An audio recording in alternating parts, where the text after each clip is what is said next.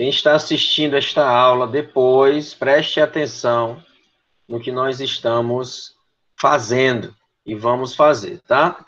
Então, fiquem acomodados, acomodadas e bom dia, boa tarde, boa noite. Por que não dizer boa madrugada? Tá bom? Então, vamos acessar esse link que eu vou entregar para vocês. É uma ferramenta nova. Vocês não precisam estressar. Ah, não sei mexer. Não, não precisa. Esse estresse, esse frenesi. Não precisa. Ah, não sei mexer. Ah, sabe. Eu aprendi, vocês podem aprender também. Tá bom? É uma oportunidade para vocês acessarem outra forma de escrever, outra forma de interagir, né, que não seja somente a plataforma Moodle. Eu vou inserir essa atividade, talvez eu faça isso final de semana ou segunda-feira, quando vocês terminarem, para não ficar com tanta coisa. Eu só quero demonstrar para vocês, vocês podem interagir. Vocês não conhecem o conteúdo ainda, é claro, mas vocês podem interagir, depois eu posso excluir, tranquilo, tá bom? Vou compartilhar aqui com vocês. Primeiro eu vou enviar o link.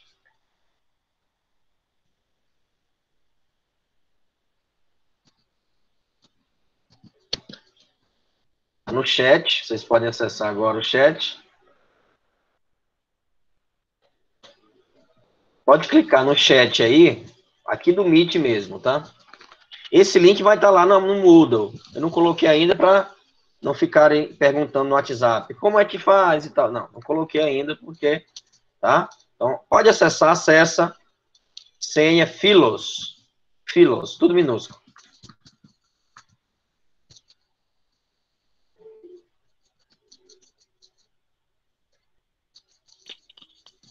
Entrei. Bem, eu vou até alterar aqui.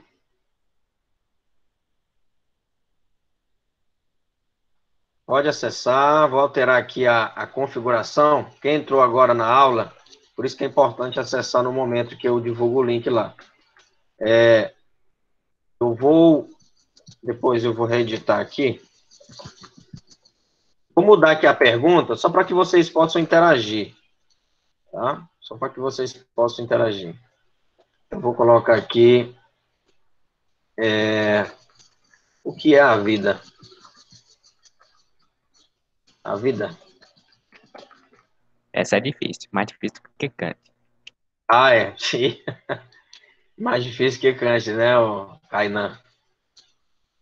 O que é a vida? E aí vocês vão poder responder, tá? Pode começar a responder. É só clicar no mais. Clica no mais e começa a responder. Realmente, professor, não achei outra perguntinha para fazer, não? Não, tinha não. É essa mesmo. Aí, ao invés de anônimo, vocês coloquem o nome. Né? Colocou aqui o nome.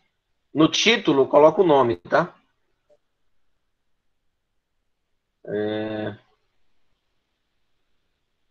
Título, coloca o nome, tá?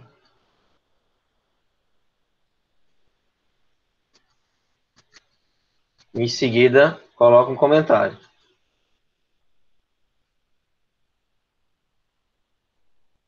Perfeitamente, já estão começando a interagir.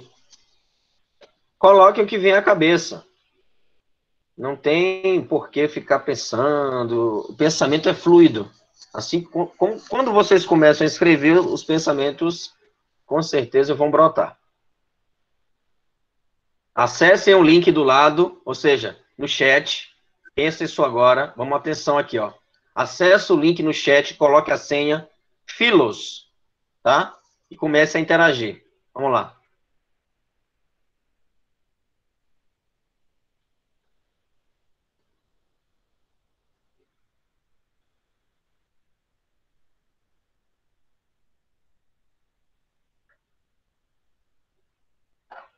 Somente o Kainan e o Anderson estão interagindo. Quem está com dificuldade para acessar, é só clicar no link e colocar a senha. Deixa eu pensar isso aí sem querer. Não tem problema não, pode acessar quantas vezes você preferir. Professor, e para responder, tem que ter alguma... Apertar no maisinho Ah, e vai ter. É só no não mais. precisa não, né? O quê? Não, aperta no mais e pronto. Se você quiser sair, vai continuar. Vai continuar aí. Você saia. Pode sair, Anderson. Saia, por gentileza. Sai e volte de novo. Sua resposta vai estar aí. Fica salvo automaticamente. Você vai ver. Pronto, Cai saí. na comédia, nem Fred explica Entra de exatamente. novo. Entra de novo, Anderson. No Padlet. Só um minuto. Pronto. Aí você vai ver que sua resposta está lá ainda. Como eu estou compartilhando aqui com vocês na tela. Agora.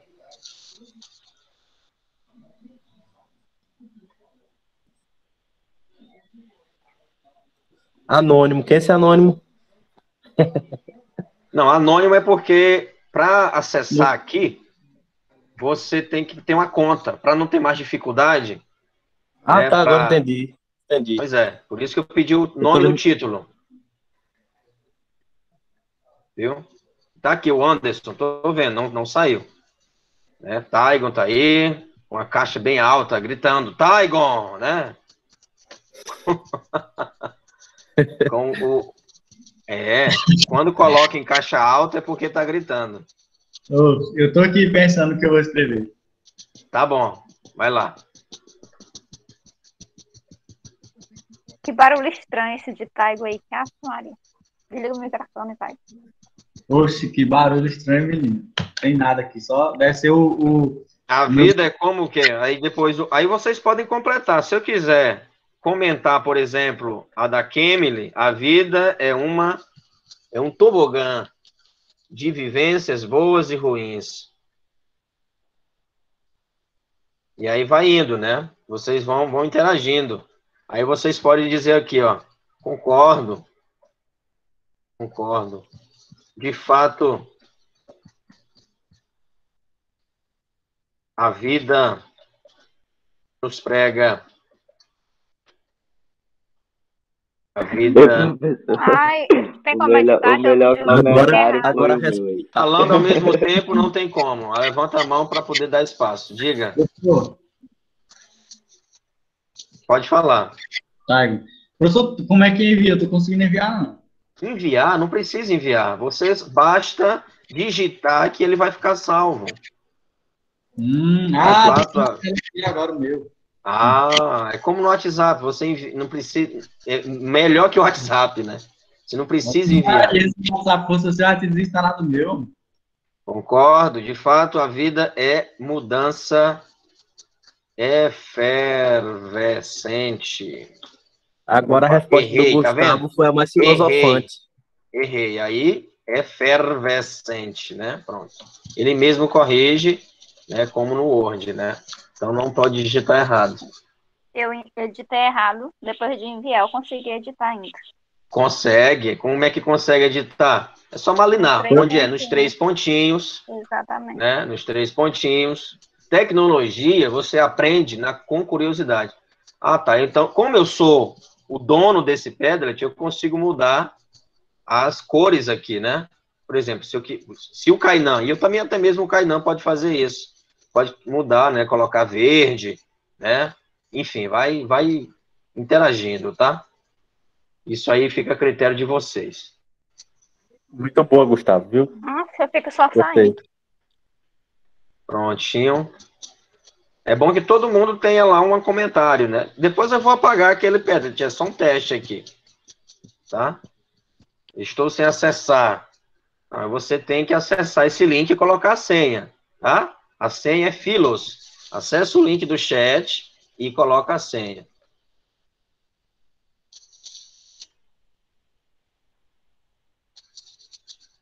Pronto, já tem aqui. É bom nome e sobrenome, tá? É bom nome e sobrenome porque aí fica melhor, né? Ou só o nome também, não tem problema. Não precisa. Tá? Gente, meu nome por si só, ele já diz muita coisa. Apesar que eu coloquei só o primeiro, né? Mas Não tem problema, não tem problema. É questão de se tiver 2 Lucas, se tiver 2 Gustavo, se tiver 2 Anderson, tá? Mas é só para uma questão de formalidade. A questão é viver a vida. Não, Bai Kainan. E eu consigo ver tudo que vocês digitam. Tudo que vocês digitam. Vamos lá, gente. Cadê a interação? Né? Eu vou postar uma Pronto. atividade aqui, eu vou postar outra. Já interagi. Isso mesmo. Passa rápido. A vida é como uma viagem. Aproveita cada momento. Um dia a viagem termina. É, muito criativa essa analogia. Certo?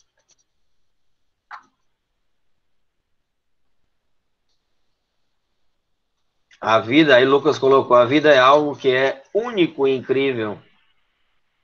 Que sem que você a perceba, você tem acesso a ficou ela. errado, não consegui ajeitar. Tá, então você vem aqui nos 3 pontinhos e editar a publicação.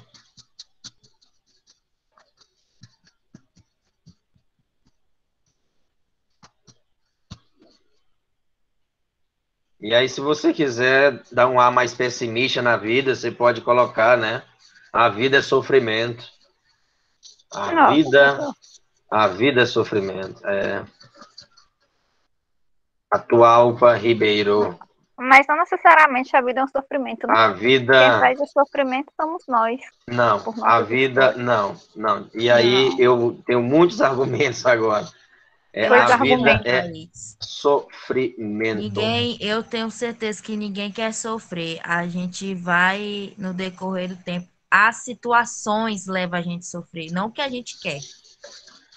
Independentemente de você querer ou não, o sofrimento vai vir. Também concordo, professor, com o senhor. Independentemente de você querer ou não, o sofrimento vai vir. A pandemia, nós não queremos a pandemia, mas a pandemia veio. E estamos sofrendo com isso. Nós já nascemos chorando, já nascemos com dor, já nascemos agonizando. A vida é sofrimento. Agora, o que você vai fazer com esse sofrimento, aí é contigo. Né? Qual as lições, quais aprendizados que você vai tirar, extrair desse sofrimento, ou não, aí é com você. Mas a vida é sofrimento. Na postura do atual Ribeiro. Professor, eu Diga. clico nos 3 pontinhos aqui, ó. Aí só aparece assim, expandir publicação. Aí eu clico. Aí, como é que... Não, Lucas. Em cima de expandir publicação, tem editar publicação. Tem um lapisinho. Sim. O meu não tem, a primeira opção... Eu vou tirar um print aqui e mandar para você. Manda aí para mim, né? Não tá aparecendo. Talvez tenha um tempo, né? Limite para. Mas o meu ainda eu coloquei bem antes e ainda aparece. Não vejo. O meu também Ao aparece lado aqui do comentário. Aonde? Ao lado Te do mandei. comentário. Te mandei, Lucas. É os 3 pontinhos que tá visível. Os 3 pontinhos Isso. tem ao lado do anônimo no direito. Exatamente. Você clica nos 3 pontinhos e aparece as opções. E aí, esse pensamento... O meu só tá aparecendo no expandir, ó. Até mostro pra vocês, peraí.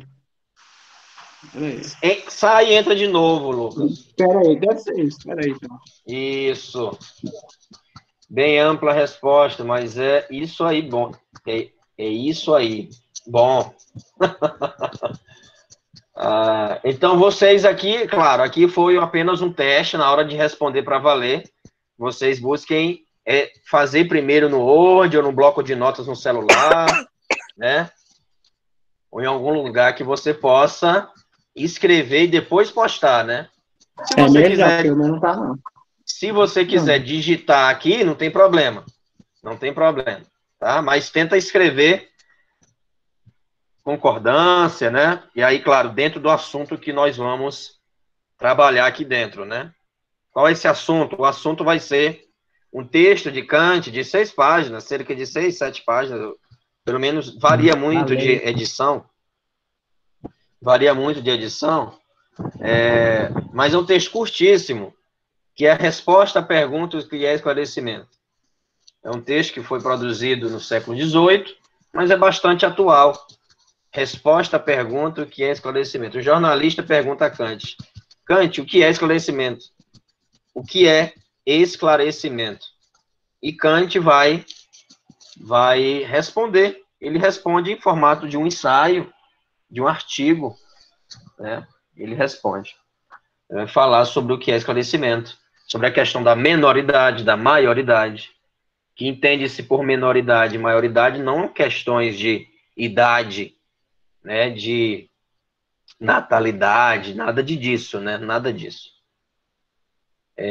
Mas sim uma questão de amadurecimento, né, de autonomia. Não me julguem pela... E por muito tempo as pessoas... não somente... Não é questão de tempo, mas até hoje, né, as pessoas julgam os jovens pela sua idade, né, e não pelas experiências que ele construiu e que ele passou, né? Então, enfim, o texto é muito bom, vai estar disponível na plataforma, certo? A Kant é dividido em 3 blocos, né? Nós estudamos Kant com 3 partes, tá? Primeiro, uma parte mais epistemológica, teoria do conhecimento kantiana, a reviravolta que ele vai fazer na filosofia, criando, inclusive, uma nova ciência, que é a fenomenologia, né? Que é a fenomenologia, dando esse pontapé para o estudo dos fenômenos e, é claro, tornando o ser humano ainda mais autônomo, né?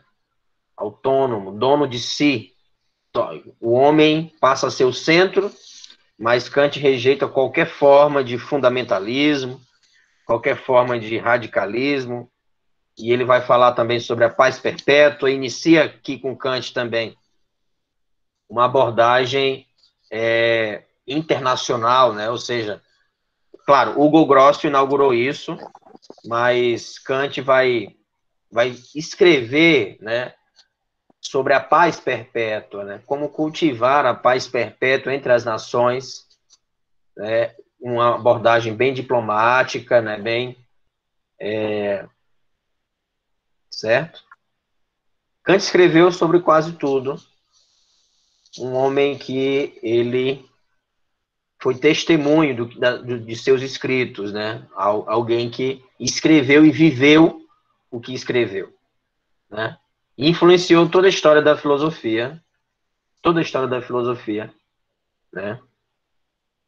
Seja para aprender filosofia, aliás, seja para aprender Kant, compreender o pensamento kantiano e escrever sobre Kant, criticá-lo, enfim, você tem que passar, né, por esse alemão, por esse pensador aqui, que influenciou, né, a história do pensamento europeu, do pensamento, enfim, da filosofia como um todo, né? Kant realmente... e um livro que vai falar, né, particularmente sobre direito vai falar sobre direito, a fundamentação da metafísica dos costumes, né, que ele vai falar também sobre a paz perpétua, ele também fala sobre direito. Paz perpétua é um livro curtinho, vocês podem ler, recomendo a leitura, tá? E a fundamentação da metafísica dos costumes também. E aí nós vamos ver os imperativos, imperativo categórico, imperativo hipotético, o que é isso, né? Quais são essas distinções do hipotético para o categórico, tá bom? Então, esse primeiro momento da aula foi para apresentar esse programa, como vocês podem perceber, estão aqui as contribuições de vocês, é importante, vocês podem participar quantas vezes quiser, mas quando vocês forem participar, é importante, por exemplo, a Kemily, ela participou aqui 2 vezes. A vida é o que fazemos, tá vendo? É um pensamento bem existencialista, né? Quando vocês forem participar, eu quero colocar outro tópico, então vem aqui no seu, né? Você pode vir aqui no seu tópico e comentar, tá bom? E comentar. Você vem aqui, exclui publicação, não. Aqui a Kemily. Deixa eu ver aqui. Se dá para comentar. E comentar, né? Eu já comentei aqui, não posso comentar, mas eu posso comentar aqui. Ah, mas não dá mais para comentar. Tudo bem, não tem problema. Você pode criar outro tópico. Vem aqui, cria outro tópico. Ah, eu quero enriquecer mais a minha discussão. Aí você coloca Kemily continuação. Aí, Atualpa, Ribeiro, parte 2. Pronto, aí continua. Você continua escrevendo. Na contribuição, você pode utilizar a primeira pessoa sem problema, né? Tá bom? Então, eu vou excluir aqui, ok. Vou excluir todos esses. Vou mudar também, não vou mudar a senha vai continuar sendo essa. Certo? Mas eu vou mudar aqui o cabeçalho, né? Vou colocar conversa sobre. Então, é uma ferramenta nova, para vocês conhecerem, muito prática, né, de utilizar no dia a dia. Aí, por exemplo, você terminou, ou até mesmo lendo o texto, está lendo no computador, você está lendo o texto e achou aqui uma frase interessante que causou em você uma interpretação, veio uma ideia sobre aquela frase. Não tem papel do lado? Não, vou abrir aqui meu celular, vou digitar aqui no Padlet. Simples assim, entendeu? Não tem por que você esperar para depois postar, né? Não, posta logo. Aqui, pronto. Nem Freud explica. Nem Freud explica. Tem o Kainan, a contribuição dele. A vida é uma eterna gratidão a Deus. Muito bem. Aí vem Gustavo, a vida é um princípio e o fim. Raul Seixas, né? Na qual nascemos, aqui teria uma vírgula, tá? Vírgula, na qual nascemos, sem trazer nada e morremos sem levar nada. Mas deixamos, né? Deixamos um legado. Deixamos um legado. Claro, nós vamos ser esquecidos. Vocês não lembram do tataravó de você, dos tataravós, né? Vocês não lembram. São esquecidos. Nós vamos ser esquecidos. E 100 anos, ninguém vai lembrar do atual, mas se buscar no Google... Só se for o senhor, porque você lembrar daí 1000 gerações. Eu acho que depende. Se você deixar algo escrito, tudo bem. Né? Se você deixar um legado escrito de produção, aí você vai ser lembrado. Mas caso contrário, dificilmente, a não ser que, claro, sua família, álbuns de fotografia, e acho que nem isso, né? Nem isso, Mas, como eu disse, se deixar algo, por isso que a insistência na pesquisa, na produção, né? Digita o nome, o Anderson Rodrigues na internet, o que encontra? Digita o nome Gustavo Oliveira, estudante da Faculdade Cerrado.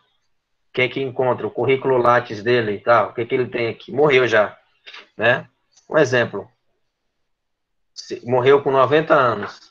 Olha só, mas olha quanta coisa que ele produziu, não é? Olha só. Tá vendo?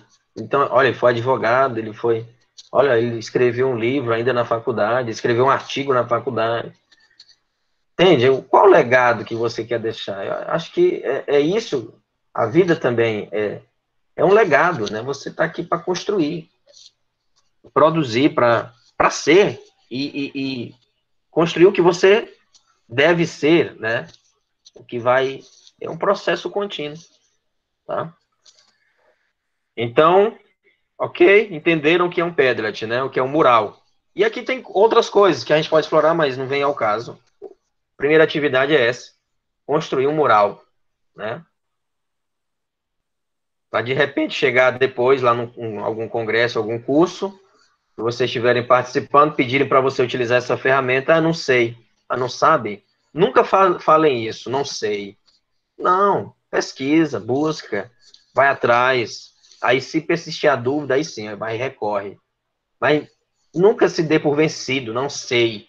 E pronto, cruza os braços. Ó, como é que não sabe? Não sabe? É muito pessimista essa resposta. Né? Não sabe. Tá, não sabe aí. E aí vou cruzar o braço. Aí não dá. Tá bom? Então, fica aqui registrado o Padlet, tá? Essa atividade. Vai estar numa forma de... eu vou pensar depois. Eu não sei se eu crio um fórum para isso, mas acho que vai criar confusão se eu criar um fórum, né? Mas eu vou criar uma atividade lá, um link, que vai ser bem intuitivo, né? Para vocês clicarem e colocarem a senha. Não vai precisar muita cerimônia para acessar, não. Tá? Compartilhei um arquivo no Jam com reunião. Ah, tá, o arquivo, né? Jamboard. Ah, tá, você conhece o board aqui? Muito bem. Se espelhe no Dr. Miguel Reale. Ah, é? Tá vendo aí? Miguel Reale, né? Olha, Kant escreve... É claro que nós não vamos ser Kant. Nós não vamos ser Miguel Reales da vida. Ah, mas podemos. Eu não tenho essa pretensão, né? Acho que gênios assim como ele, eu não sou gênio. Mas a gente tem que se espelhar, né? Se espelhar nessas pessoas para construir assim o nosso legado, tá bom? O nosso legado. Por isso que a nossa insistência aqui, eu vou falar em primeira pessoa, a minha insistência em pesquisa, vão atrás, busquem, escrevam, né? Reflitam, pensem por si mesmo, e aí sim, aí você constrói o seu legado, né? Aí um estudante que entra na faculdade, aula, só isso? É pouco, é pouco. O que mais? Não tem pesquisa, não tem extensão? 10 blocos, 10 blocos, produzir um TCC na marra, e ainda reclamando que não tem tempo, que, claro, tudo bem, temos as nossas adversidades, temos as nossas atribuições, mas pensem, otimizem o tempo de vocês. Em algum momento aí do dia você está gastando tempo à toa. Veja o que você está fazendo com o seu tempo. Administre o seu tempo, tá? Para que você faça sobrar tempo para outras coisas, para as atividades, enfim, tá? Mais uma vez, otimismo, autoestima, para que vocês possam, assim, enfrentar e conduzir esse curso com muita produtividade, com muita produção, tá? Com muita produção, tá bom? Então, vamos agora parar esse compartilhamento e fazer outro compartilhamento, tá? Fazer outro compartilhamento aqui, que são os slides. Esses slides são rápidos, né? Porque eu não quero me demorar muito na visão epistemológica, apesar que é muito importante, de Kant, tá? Então, vamos compartilhar aqui uma janela.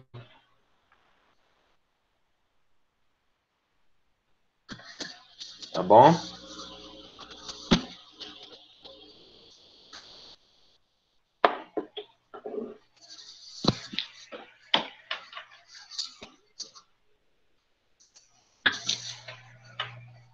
E aí o professor fala, professor, o senhor está dizendo aí, falando em produção, mas nunca mostrou uma sua. Está falando que tem que ler, e nunca mostrou uma produção sua. Isso parece ser contraditório, né, professor? Então vamos lá.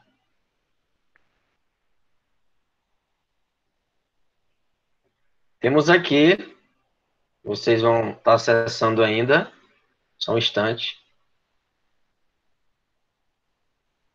Temos aqui a produção uma das, né? Estou fazendo em parceria com um colega lá do Rio de Janeiro, Direito à Educação. Eu não gostei muito desse título, depois eu altero. São esses aqui, né? Hércules e Francisco. Aqui é o artigo científico, já tem 10 páginas, né? Estamos produzindo ele para ser publicado no e-book, em outro e-book, não é esse que eu mandei mensagem para alguns, né? Tá vendo aqui, ó, artigo científico. É isso, é esse o processo. Ele escreveu uma parte, eu estou escrevendo outra. De tal modo que vamos chegar aí às 15 páginas para ser publicado. Pronto. Nota de rodapé só para esclarecimento. Ele está esclarecendo aqui. E pronto, isso aqui, ó. É um artigo científico. É um artigo.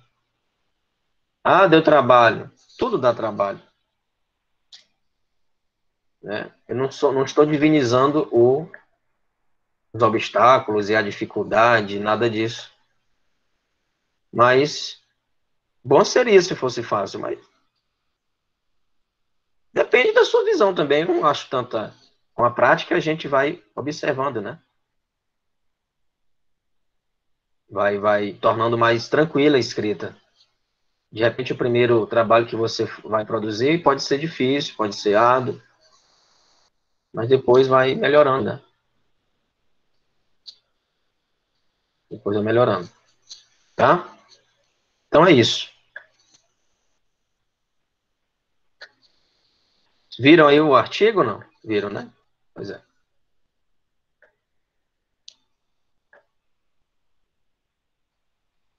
Agora eu vou compartilhar com vocês aqui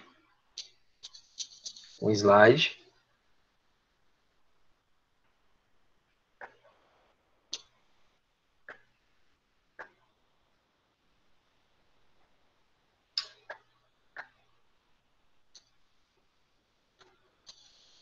Ainda está compartilhando a...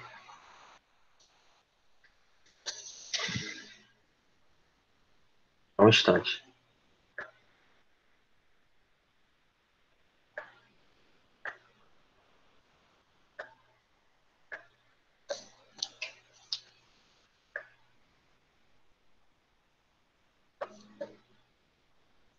Então, nós vamos estudar agora Immanuel Kant e o pensamento jurídico na Era das Luzes, né? Por falar em luzes, por que luzes? Porque tinha trevas e agora há luz, né? Nós falamos em aulas anteriores, vivia-se um período de obscurecimento das ideias, e agora Kant, de certo modo, é um dos grandes protagonistas dessa Era das Luzes, né? Tem outros, né? Voltaire, enfim. Mas vamos dedicar aqui, temos que escolher, temos que priorizar alguns pensadores para refletir sobre a ciência jurídica. Então, Immanuel Kant é um desses que vai falar sobre o tribunal da razão, né? Tudo agora tem que passar por esse tribunal da razão, né? Não, razão aqui não entenda razão como a sua razão, mas é uma ideia universalizante de razão, certo? Porque se você interpretar a sua razão, você pode dizer que o desmatamento é benéfico. Não, isso, numa ideia universalizante de razão, isso é negativo. Por quê? Ora, vai gerar outras epidemias, vai gerar, vai deixar de produzir ciência, porque ali tem muitas substâncias que podem ser investigadas pelos cientistas e podem se tornar vacinas, remédios, enfim, né? Então, aqui estamos falando de uma ideia universal, não individual, cada um tem a sua, não. Estamos falando de uma ideia universalizante, um tribunal da razão. E é claro que, evidentemente, você, imbuído dessa ideia universal, imbuído dessa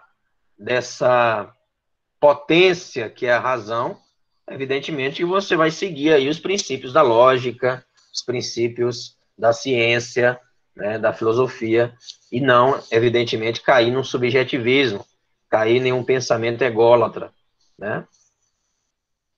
Então, como a aula, ou até mesmo a exposição, discussão e conversa, são divididas em pontos aqui, né?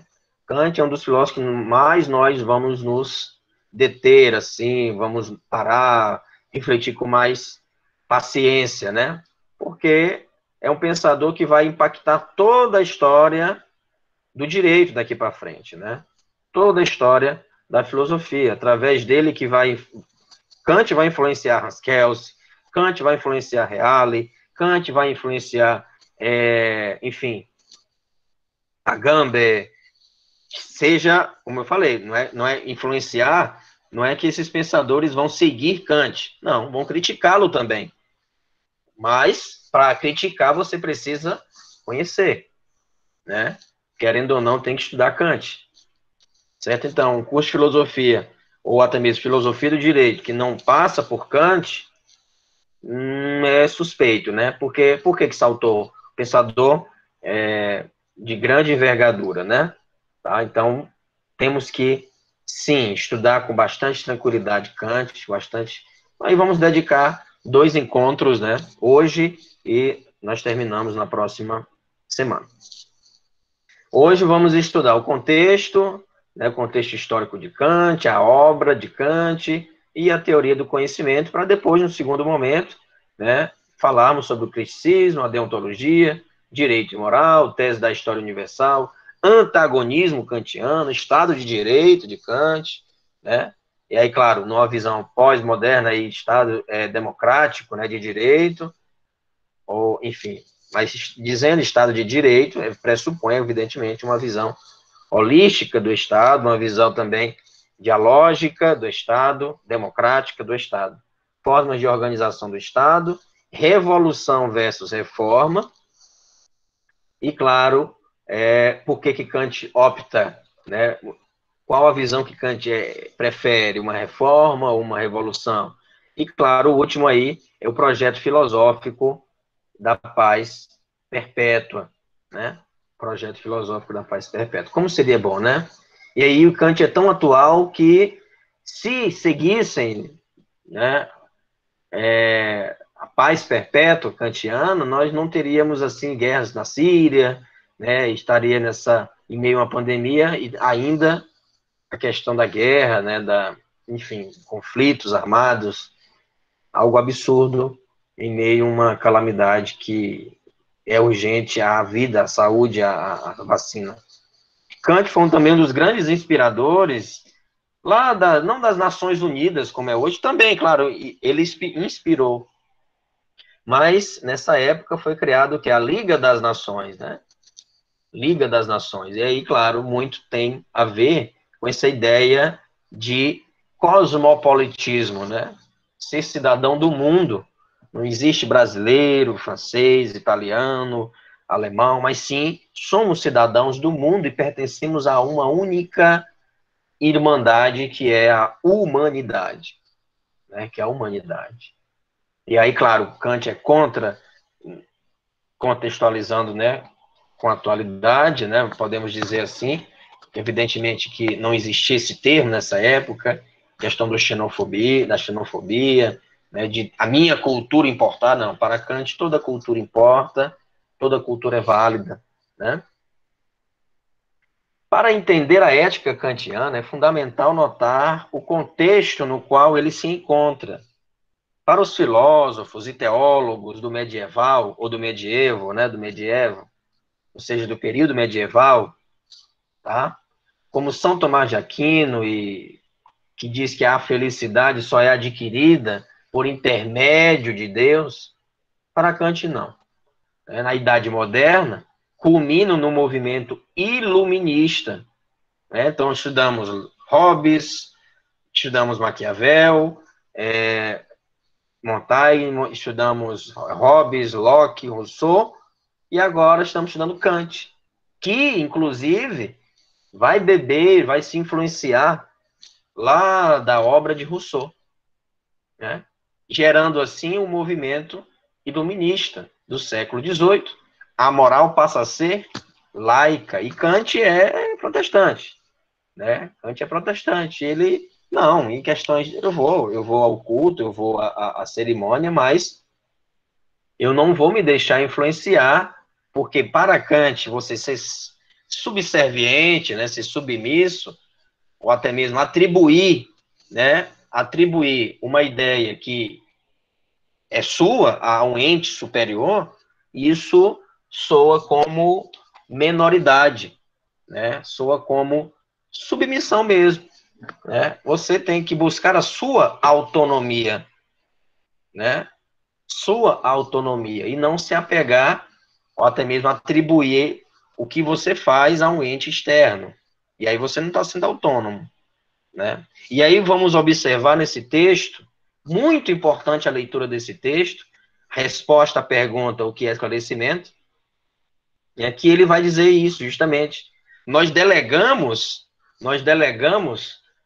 às vezes, a missão da educação, ou seja, da instrução, ou até mesmo de conselhos, a um pastor, a um padre, ou até mesmo a disciplina, a alguém, a um coach, né? Claro, estou, vamos dizer assim, colocando Kant na linguagem atual. A um coach, não, você que tem que ser disciplinado por mim. Você, como é que, peraí. Ou então até mesmo, você que tem que dizer o que eu tenho que fazer? Coach é assim, não é? O coach é uma nova profissão, não estou aqui menosprezando nem nada, mas eu vou pagar para alguém decidir o que eu tenho que fazer. Para ele me coordenar. Ou até mesmo mostrar os caminhos. Mas por que eu não vou encontrar esses caminhos? Eu não posso encontrar esses caminhos sozinho? Entende? Então, eu acabo que me torno uma pessoa submissa. Me torno submissa por esses subterfúgios externos. Por esses subterfúgios que eu crio, né? Eu crio e irá, assim, me conduzir. Eu não desenvolvo a minha autonomia. Eu sempre quero saber, claro, que você numa conversa, nunca fez, por exemplo, nunca fez uma resenha. Não, eu vou saber aqui do professor, eu vou querer saber a opinião dele sobre esse tema. Isso não tem problema algum, isso não é ser submisso, não. Agora, você, por exemplo, querer toda vez, todo trabalho, tá lá perguntando, querendo saber, me manda o teu. Não. Então você não está desenvolvendo a sua autonomia. Você não está desenvolvendo a sua autonomia, você está simplesmente copiando ou até mesmo querendo ver o modelo, tendo em vista que tem outros modelos na internet que você poderia ver, mas só vale aquele do colega e tal, né? Enfim. Portanto, ser moral e ser religioso não são mais indissociáveis como na Idade Média. Ou seja, com isso, os valores morais não estão mais pautados em Deus, mas fundamentados na razão do próprio homem. O homem aqui, e aí tem um filósofo que vai dizer que o homem, né, vamos dizer assim, é lançado no mundo, né, o Heidegger, né, o filósofo do século XX, é lançado no mundo, e aí é o Dasein, ou seja, é o ser aí. Você foi lançado, você está jogado ao acaso, você não tem nada ali, vamos dizer assim, predeterminando, você tem que se construir. Né? Evidentemente que Kant não é existencialista. Não, Kant não é existencialista. Ele pertence a uma cultura onde vai cultivar aqui a disciplina. Né? Kant é um filósofo que ele vai bater muito nessa tecla da disciplina. Ele é uma pessoa disciplinada. Por isso que eu digo que ele é um testemunho do que escreveu, né? Então, no século XVIII, conhecido como o século das luzes, né? Portanto, é na razão que o homem consegue interpretar e organizar o mundo que surge Immanuel Kant. Então, é a razão agora. Né? O homem vem com essa ideia de homem desde o Renascimento e irá se concretizar na figura, na personalidade de Immanuel Kant, com uma filosofia iluminista, um dos grandes expoentes dessa filosofia iluminista. Né? Todos os professores de filosofia, todo mundo que preza, né, por um estudo da filosofia com bastante assim, e tenta se destacar, tem que entender Kant, Hegel, Marx, Nietzsche, Sartre, os grandes pensadores do século XVIII, XIX, XX, né? E principalmente para entender a filosofia, não estou querendo aqui levantar a bandeira de ninguém e tal, mas Hegel é um pensador que você tem que entender para para realmente fazer filosofia. Eu, particularmente, tenho sérias críticas com relação a Hegel. Inclusive, faço na dissertação isso, né? Critico Hegel, mas para criticar, precisei entender o pensamento hegeliano, né? Entender o pensamento hegeliano, e a construção do pensamento hegeliano é que deu bases, enfim, para muito do que nós, infelizmente, para implantação de algumas ideias nocivas para a humanidade, né? Para a humanidade, tá? Mas, enfim, continuando aqui com Kant, para ele, que é considerado um dos grandes expoentes, a ação moral é autônoma. Por que que vamos ver isso? Mais na frente, é claro, mas antecipo, só para esclarecer. A ação moral é autônoma. De fato, quando você faz algo em detrimento de outra coisa, você não agiu moralmente para Kant. Para Kant, nem uma ideia universal de moral, né? Você não agiu moralmente. Ou seja, explico. Se você está ali vendo o professor, determinado professor, mas tem uma senhora que está precisando de ajuda e você faz aquilo, ajuda aquela senhora para parecer, ou até mesmo para ganhar aplausos, elogios daquele professor, para ser notado, é uma coisa bem simples, né? Para ser notado, mesmo que você não verbalize isso, mas você pensou nisso, você não agiu moralmente. Se você posta determinada ação, mesmo que você esteja praticando a caridade, mas em detrimento disso você quer likes, quer aplausos, e você não agiu moralmente para Kant. Né? E aí onde está a diferença entre imperativo hipotético e imperativo categórico, né? Imperativo categórico é aquele que tem como único objetivo a própria ação. Não busca a intenção, né? É a própria ação. Tá? Agora, o imperativo hipotético, de fato, é aquele que você, mesmo fazendo, imaginou, grosso modo, né? Claro, mas vamos aprofundar nisso, imaginou outra coisa que não a própria ação. Então, se você imaginou outra coisa, outro benefício que não a própria ação, você não agiu moralmente. É claro que se você... E aí não vamos... E aí, enfim, alguns críticos falam, o Kant é muito radical, Kant é muito ao pé da letra. De fato, não há meio termo nisso. Né? Não há meio termo. E por falar em meio termo, Kant critica Aristóteles. Né? A filosofia kantiana, ele vai contra o pensamento aristotélico dessa busca da felicidade. Não. Buscar a felicidade quer dizer que você está agindo, e aí, numa perspectiva medieval, né, São Tomás de Aquino, você está agindo porque você vai entrar no céu. Ah, tá. Então você é um banco, né? Quando você age com caridade, você está visando o céu. Isso não é, para Kant, não é moral. É imoral. Estava pensando justamente nisso. Isso, quando você age, quando você vai, vamos dizer assim,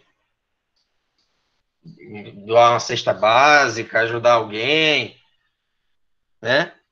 Você não está agindo e pensando no que o pastor, né, o que o padre, no que, ou até mesmo, enfim, de outra religião, no nirvana, né, alguma coisa do tipo, né? Vai ganhar e conquistar em outra dimensão, você não está agindo moralmente. Você está agindo em benefício próprio. Você, mesmo que... mas ninguém sabe, mas você sabe. Né? A intenção foi outra, que não a própria ação. Diga. Então, o conceito de moral aí ele seria o quê, basicamente? Você agir sem querer um fim, basicamente isso. Não é agir só por agir. Não é agir só por agir, não é agir só por agir, porque Sim, no caso, agir só por agir no sentido de que não querer, né, algo em troca, basicamente. Perfeito? Isso. Nós vimos lá, isso mesmo, nós vimos lá em Aristóteles, que Aristóteles vamos dizer assim, funda, né, um pensamento teleológico. Não teológico, tá? Teleológico. Teleo quer dizer fim.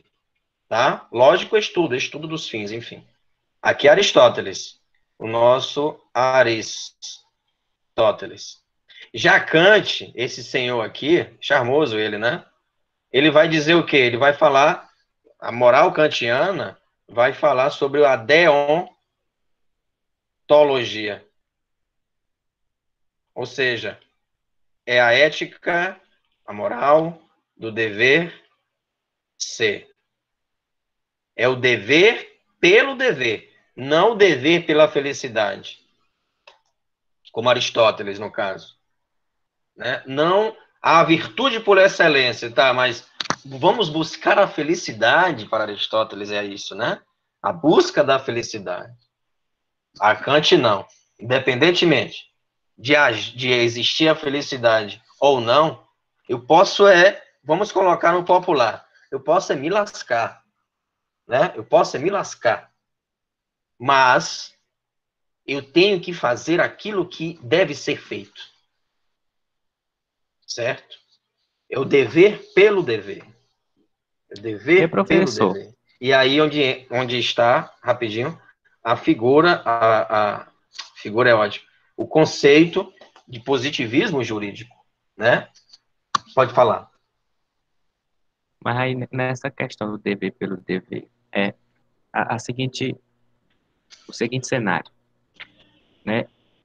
Há uma briga de casal no vizinho, né? Aí a mulher foge e se esconde na sua casa. O marido dela vem e lhe pergunta se ela está. Segundo Kant, se eu digo que ela está, eu estou agindo moralmente, e se eu mentir dizendo que ela não está, eu estou sendo imoral? Isso mesmo, ou seja, para Kant, evidentemente que você vai ter que preservar a vida dela. Se ele está correndo atrás dela, quer matá-la, e ela se esconde na sua casa, isso aí, para Kant, você agiria e você sabendo disso, você, infelizmente, se entregar à mulher, no caso, você vai agir como uma pessoa perversa. Você sabe que ele está querendo matá-la, está querendo, então, a vida, no perspectiva kantiana, em primeiro lugar. Agora, Kainan, seu irmão, não sei se você tem, mas vamos colocar outra situação hipotética. Seu irmão assassinou alguém, cometeu um crime, né? E aí ele se esconde na sua casa. Não diz que eu estou aqui. Para Kant, você tem que denunciá-lo. Para Kant, você tem que denunciá-lo. Você tem que fazer o que é certo fazer. Ou seja, ele tem que resolver as coisas com a lei. Né? E ponto. Independentemente de você pensar, você é cúmplice. Não vamos entrar nesse... Antes disso, não, vou denunciar. Você está aqui. Uma policial bate na sua porta e diz, ei, eu vi alguém, uma atividade suspeita, então o bandido está fugindo e tal, entrou na sua casa. E aí? Não, por favor, não diz que eu estou aqui, não diz que eu estou aqui. Você tem que dizer. Aí, eu contando essa história, aí um estudante foi e disse, professor, mas ele está armado. Ele está armado, e aí? Eu devo dizer mesmo assim? Bem, evidentemente que não podemos, como eu falei, né, não podemos ser tão radicais. Para Kant, mesmo que você perca a sua vida, tem que dizer. Eu não diria. Eu prefiro ser imoral nesse sentido do que perder a vida, né? Tá bom? Então, a vida, em primeiro lugar, no seu primeiro, é uma boa história, né? Um bom caso para analisarmos na perspectiva kantiana, e, claro, a vida em primeiro lugar. E por falar em violência, hoje eu soube de um caso que eu fiquei estarrecido. Enfim, no seu nome, no seu bairro, mas um homem agrediu a mulher e quebrou o braço do seu filho recém-nascido, acho que tinha 2, 3 meses de vida só. Quebrou o braço de uma criança. Deu um murro no braço da criança. Isso é muita... Nossa Senhora. Né? É algo bárbaro, né? A gente fica estarrecido com uma situação dessa, né? Mas, só para ilustrar, né? Entenderam? Então, vamos retornar aqui. Então, a ética kantiana é deontológica, ou seja, é o dever ser. Já a ética aristotélica tomista, aristotélica, ou seja, Tomás de Aquino, é teleológica, visando um bem futuro, que é a felicidade, o céu, né? Se você está ali, vamos dizer, ajudando aquela colega, né? Mas ela é muito bonita e tal, nossa, podia ter me dado bola, me dar bola, mesmo virtualmente, né? Poderia... Aí, claro, você está ajudando a colega pensando e aí chavecando através da atividade, né? Então, você não está sendo kantiano nesse sentido. Bem, uma das chaves do pensamento kantiano é o positivismo jurídico. Né? O positivismo jurídico. Kant não exclui o direito natural, mas Kant também, ele vai falar sobre a importância da criação de leis. E aí Hegel vai falar, bom seria se não existisse. Nós já sabemos o que deve ser feito. Por que existem leis? Existem leis, né? Bom seria se não existisse. Por quê? A lei vamos dizer assim, é um sinal, quando cria-se uma lei, pelo menos aqui no Brasil, que não é jurisprudência, não é nada disso, quando cria-se uma lei, é sinal que não está indo bem a sociedade. É necessário ter uma sanção para que você entre na linha, né? Então, esse emaranhado de leis que nós temos é porque nós não estamos numa perspectiva civilizatória, né, que o legislador, até mesmo os magistrados vão dizer, ou até mesmo o legislativo, vai dizer, olha, está indo tudo bem, né, o índice de crimes caiu, não há tanto feminicídio, não há tanta violência contra a mulher, não há tanto maus tratos com relação à criança e adolescente, não há tantos crimes virtuais, entende? Então, mas quando cria-se uma lei é porque está desandando a vivência, né, enfim. Certo? Então, a compreensão kantiana da cidadania moderna, e claro, uma das chaves do positivismo jurídico. Kant vai falar sobre teologia, filosofia, matemática, ele foi tutor, né, de algumas, nessa época não existia, vamos dizer assim, escola popular, nos termos de hoje, né, claro, vai existir posteriormente. Kant vai escrever, inclusive, um artigo é ótimo, um texto, né, sobre educação, da pedagogia, né? Acho que todo pai e toda mãe deveria ler esse texto, né? Esse texto. É claro que ele vai investir muito em disciplina, mas não é uma disciplina inerte, ou seja, que vai te colocar um cabresto, não. Disciplina também interna, né? A capacidade da própria criança pesquisar, do próprio jovem ir atrás, buscar autonomia para acordar cedo e cumprir suas atividades e poder depois, enfim, desfrutar de lazeres e tal, né? E, claro, principalmente investir também a disciplina e autonomia são das marcas desse texto de Kant. O nome é da educação ou da pedagogia. Temos até um texto publicado, depois eu posso compartilhar com vocês, em um livro, né, em um e-book, que saiu ano passado. E eu reflito sobre esse texto de Kant, especificamente sobre esse texto, tá? Da pedagogia de Kant. Bem, ele vai escrever outras, né, sobre várias questões. E uma delas, é claro, que é a metafísica, né, a questão da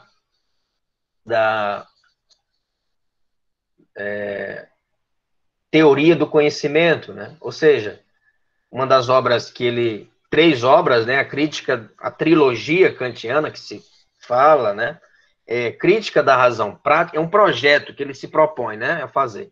É tanto que depois desse projeto ele vai escrever sobre outras coisas, mas até então não. Então, Crítica da Razão Pura, ele vai falar sobre a Crítica da Razão Pura, vai falar também sobre a Crítica da Razão Prática e Crítica do Juízo, né, Crítica do Juízo, onde ele vai falar sobre a estética, né, e, em seguida, evidentemente, sobre a metafísica dos costumes e a fundamentação da metafísica dos costumes. São 2 livros, né? E a metafísica dos costumes, onde vai falar sobre a filosofia do direito. Ele, nessa obra, vai dizer que o direito é o conjunto de condições sobre as quais a liberdade de um se harmoniza com a liberdade de outrem mediante uma lei geral chamada liberdade. Então, a base do respeito com relação à liberdade, né? o conceito de Estado em Kant recebeu influência de Hobbes, Locke e Rousseau, ou seja, o Estado se torna protetor da liberdade e da cidadania, mas principalmente, né, influenciado por Locke e Rousseau, tá? Locke e Rousseau. Então, uma curiosidade na vida de Kant era extremamente regular. Todos os dias, fizesse chuva ou sol, ou neve, levantava-se às 5 da manhã e deitava-se às 22 horas. Ele passava todo dia, passeava na sua praça, e as pessoas podiam, vamos dizer assim, acertar, corrigir o relógio da praça, ou até mesmo o seu relógio, né, por esse horário de Kant, né, ou seja, pela disciplina que ele passava ali, naquele momento, na tarde, né, dava o passeio vespertino pontualmente, né.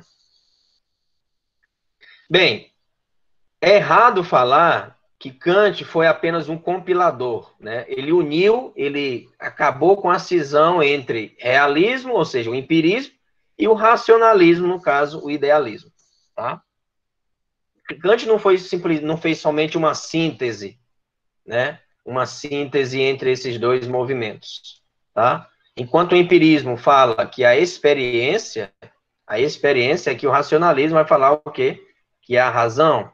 Kant não foi apenas um sintetizador, né? Evidentemente que aqui nós temos um pensador, que não vamos entrar em detalhes, que é Hume, tá? Que vai falar sobre, ele critica o cogito, critica o realismo, o racionalismo, aliás, ele é um pensador empirista, né, de um herdeiro, assim, de uma postura lockeana, lá de Locke, John Locke.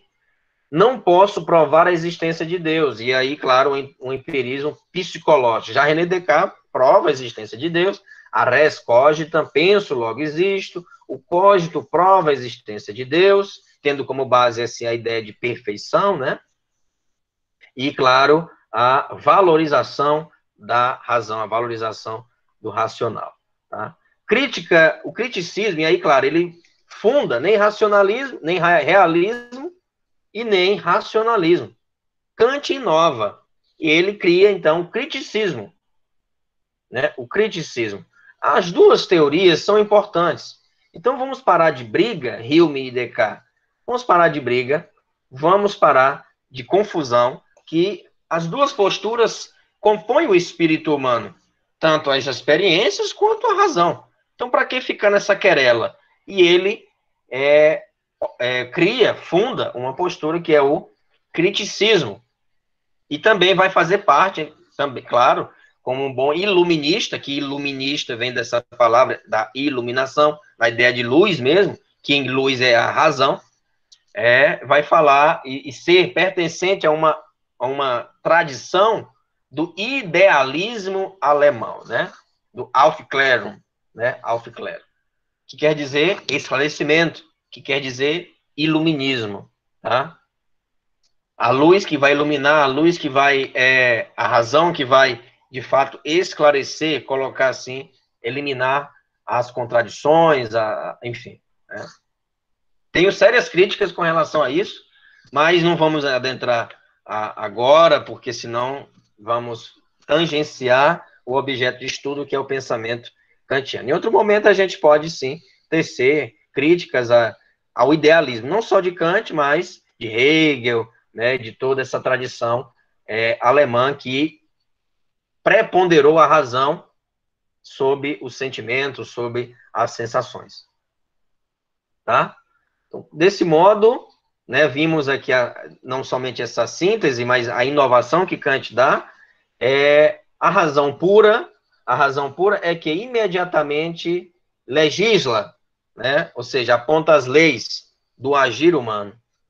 A vontade é concebida, e é importante, muita atenção agora, a vontade é concebida como independente de condições empíricas para Kant. Por conseguinte, como vontade pura, determinada pela simples forma da lei. E este princípio de determinação é visto como a condição suprema de todas as máximas. A vontade deve submeter a razão, né? A vontade, e por isso que ele fala sempre em disciplina. Disciplina, e essa máxima é bem kantiana, disciplina é ir contra o seu próprio eu, é ir contra a sua própria, vamos dizer assim, paixão. Ou seja, quando você deseja fazer algo que não é prioridade naquele momento, que vai tangenciar o seu objetivo que você se propôs, você não está sendo disciplinado, você está se entregando assim às sensações, se entregando aos prazeres efêmeros, né? Bem, mas continuando. A priori é tudo aquilo que é válido independentemente de qualquer condição, né? De qualquer condição ou imposição derivada da experiência. A priori é aquilo que precede a experiência. Vem antes da experiência, certo? A priori é uma ideia imaculada, ou seja, que não tem a mancha, né, vamos dizer, colocar assim, a mancha da experiência, tá? A priori é aquilo que independe das experiências. É uma ideia por si. O imperativo categórico é aquele que representa uma ação como objetivamente necessária por si mesma. Ou seja, sem relação com qualquer outra finalidade. E aí vem a explicação que nós acabamos de ver, né, de demonstrar. Ou seja, o imperativo categórico é aquela ação que eu cogito, mas eu não deixo que outras sensações, outras ideias, outras experiências ou intenções maculem tal ação, ou tal ideia. E eu ajo segundo essa ideia, que é impenetrável de qualquer outra intenção, que é por si mesmo a própria finalidade, né? Ou seja, no caso de uma ação ser apenas boa, né, como meio para qualquer outra coisa, o imperativo que ordena é hipotético. Se for meio para conseguir algo, não é categórico, é hipotético. Se a ação for boa por si mesma, sem nenhuma outra intenção, sem nenhuma outra mácula, ou seja, a priori, né, ela é categórica. Categórica. Certo? Então, nós temos aqui duas posturas, né? Um imperativo categórico e um imperativo hipotético. Imperativo categórico é que é por si mesma, né? Por si mesmo, independente. A finalidade é o próprio imperativo, é a própria ação, é a própria ideia ao cogitar de fazer algo. Eu não vou me deixar influenciar por outras vamos dizer assim, diversidades, né? Pelo clima, por isso, por aquilo. Não. Eu tenho que fazer porque é o certo a fazer. Ponto. Né?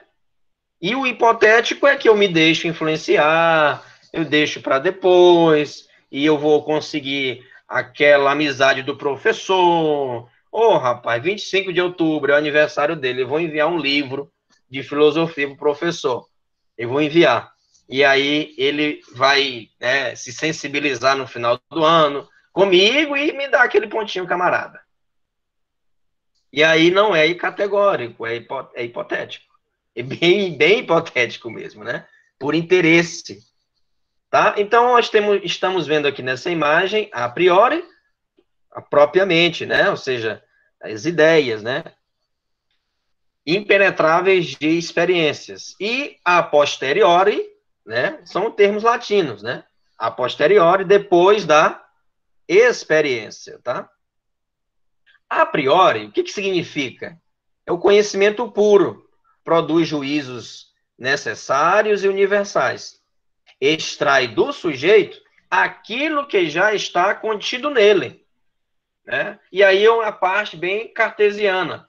São as ideias que nós vimos, né? Brevemente, mas creio que vocês estão se lembrando. As ideias o quê? As ideias inatas, né? Inatas, aquele que já nasce com o sujeito. E, a priori, são juízos que de muito se pensar, de muito se, vamos dizer assim, raciocinar, eles são aperfeiçoados na própria mente, sem vamos dizer assim, a penetrabilidade das experiências. A posteriori, né, já, claro, evidentemente pelo próprio nome, né, posterior, ou seja, o conhecimento empírico reduz-se aos dados fornecidos pelas experiências sensíveis. Né, ou seja, são experiências sensíveis que podem ser, claro, duvidosas, né, que podem não ser tão exatas como a priori, tá?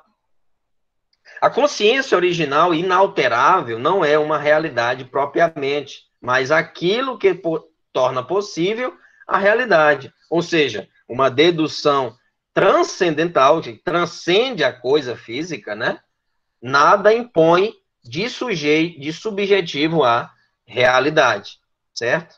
Então, todos nós já temos e nascemos ou desenvolvemos juízos inatos, né? Ou seja, juízos a priori, tá?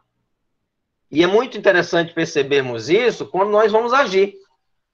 Sempre a primeira ideia é aquela que é a correta, né? Vamos colocar dessa forma.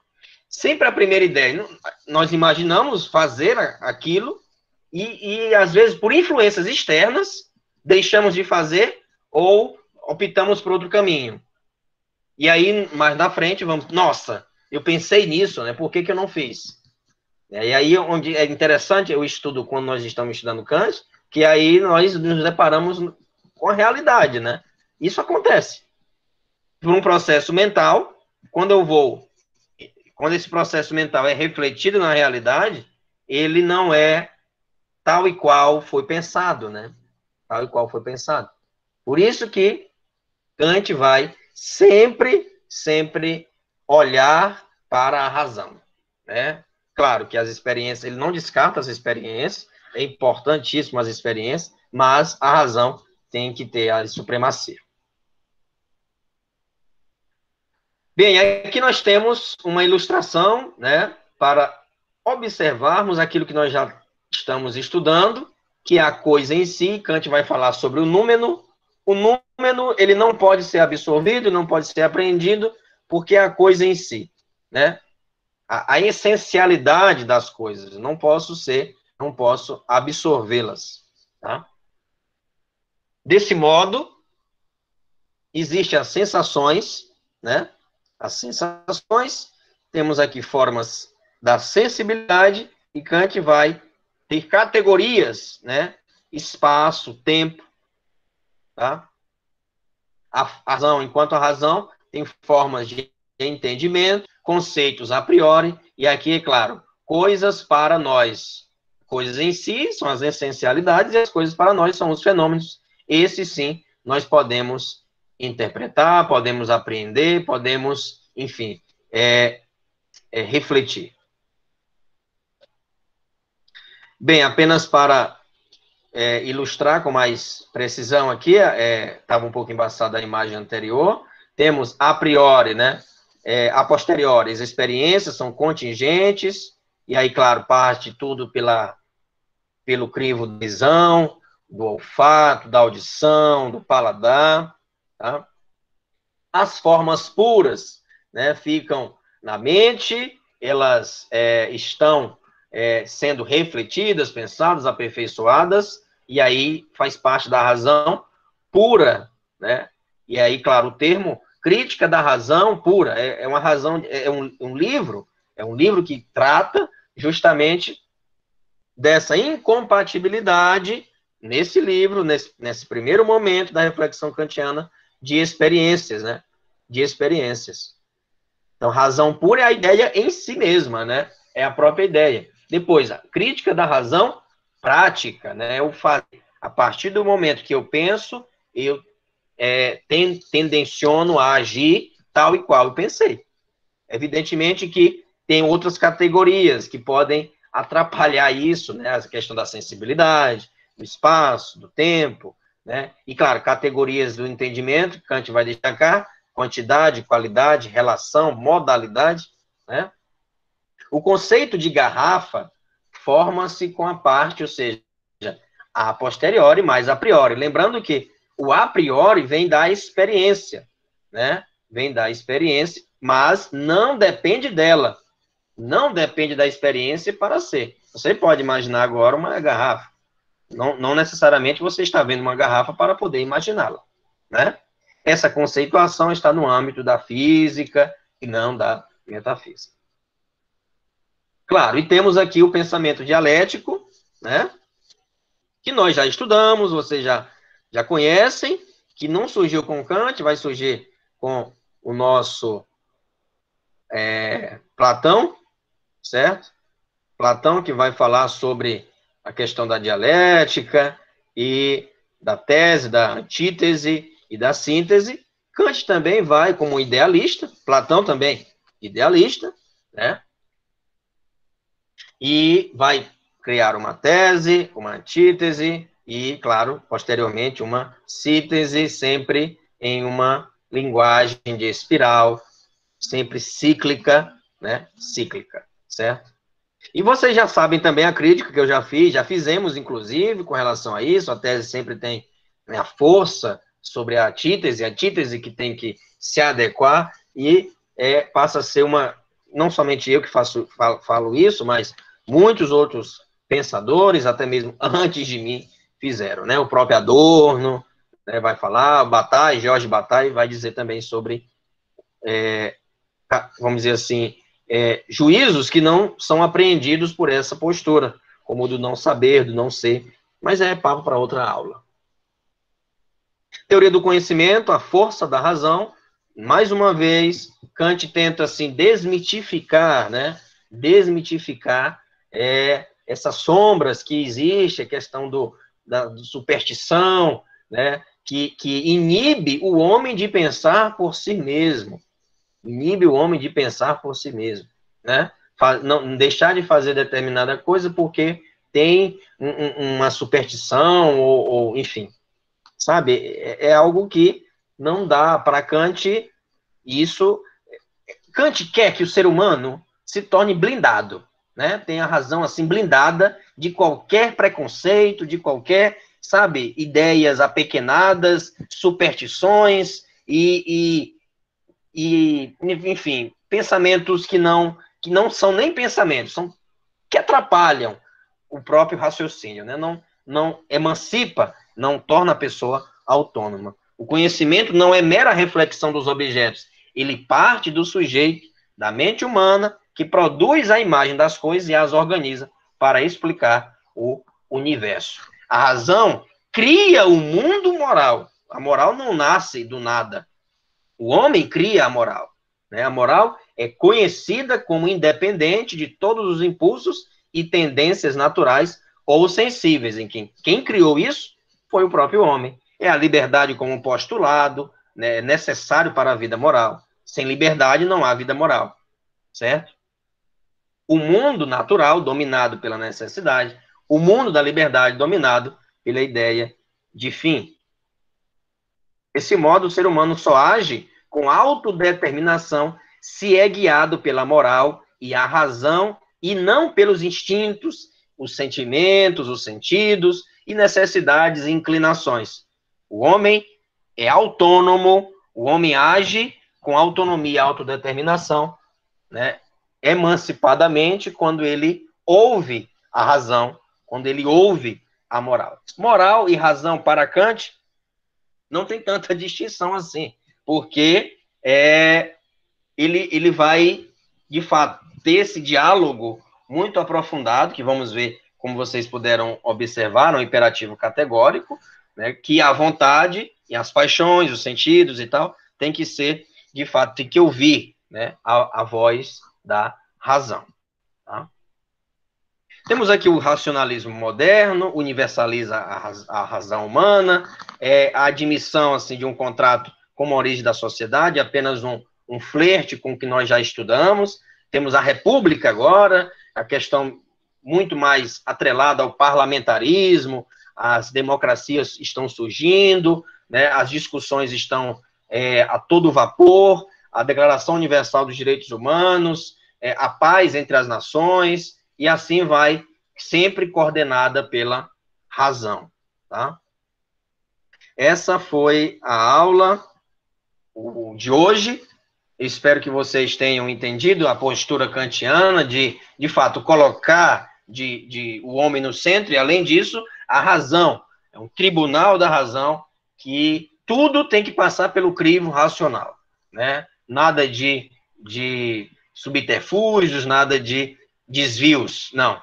A razão sim, suprema numa linguagem kantiana, numa linguagem também hegeliana, enfim, muitos outros vão também ter essa postura, tá? Próxima aula, vamos estudar com mais profundidade a metafísica dos costumes, onde Kant vai dizer, vai falar, vai, né, brotar, assim, as suas ideias, as suas conjecturas sobre o direito, Estado, lei, tá bom? Então, interromper o compartilhamento. Estamos agora concluindo a nossa aula. Boa noite a todos. Continuem a atividade. É até hoje, é? Até amanhã. Até amanhã, né? Então tá tudo certo. Vocês têm tempo, muito tempo ainda, né? Hoje o povo não vai dormir, não. Vai dormir, Boa não. noite, professor. Tá certo. Como vocês estão sendo uma turma, olha, nunca fiz isso, tá? Quando vocês estão realmente sendo uma turma bastante, assim, empolgante, né? E tal, que participa, que pergunta, que questiona, eu vou colocar essa atividade para segunda-feira, tá? Segunda-feira. Agora, não vacila. Não vai ter Essa mais de amanhã? colher de chá. Oi? Felicidades em ouvir isso, professor. Essa de amanhã, tá? Mas eu já vou postar também a outra. Mas a outra Professor, mais já simples, disse que amo tá? o senhor. Já disse que te amo. Amo A outra também, mais amo simples. ele. Amo ele. Tem o final de semana. No final de semana, vocês, não é possível que não... Essa relação entre Rousseau e a Constituição tem que sair, gente. Não é possível, né? Tá saindo. Tá saindo, né? Que bom, Janário. Bom ouvir. Tá. Que bom. Certo, gente? Então, até mais. Bons estudos.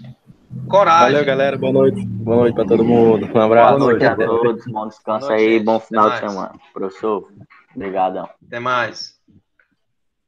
Valeu, professor. Valeu.